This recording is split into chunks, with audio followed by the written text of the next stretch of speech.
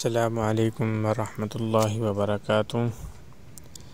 آج انشاءاللہ العزیز ہم ایک ایسی ویڈیو بنانے والے ہیں جس طرح آج کل لوگ کہتے ہیں کہ ہمارے دل کے اندر شیطان وسوسے ڈالتا ہے، ہمیں برائی کی طرف لے کر جاتا ہے، یعنی الٹے سیدھے وسوسے اس کے دل کے اندر آتے ہیں۔ تنہائی کے اندر انسان بیٹھا ہوتا ہے تو اس کے دل کے اندر شیطان وسوسے ڈال رہا ہوتا ہے، اب یہ کریں، اب یہ کریں، اب وہ کریں۔ تو ان وسوسوں سے بچنے کے لیے آج میں آپ کو ایک ایسا وظیفہ بتانے والا ہوں جو بہت ہی مجرب اور طاقت فل وظیفہ ہے۔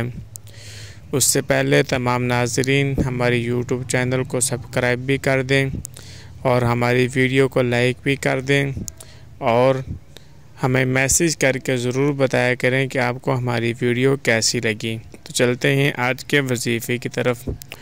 وہ یہ ہے کہ آپ نے فجر کی نماز کے بعد اور مغرب کی نماز کے بعد سورۃ الممتحنہ 28واں سپارہ، اس کی تیسری سورت سورۃ الممتحنہ، وہ آپ نے فجر کی نماز کے بعد اور مغرب کی نماز کے بعد باوضو ہو کر آپ نے ایک مرتبہ یہ سورت پڑھنی ہے۔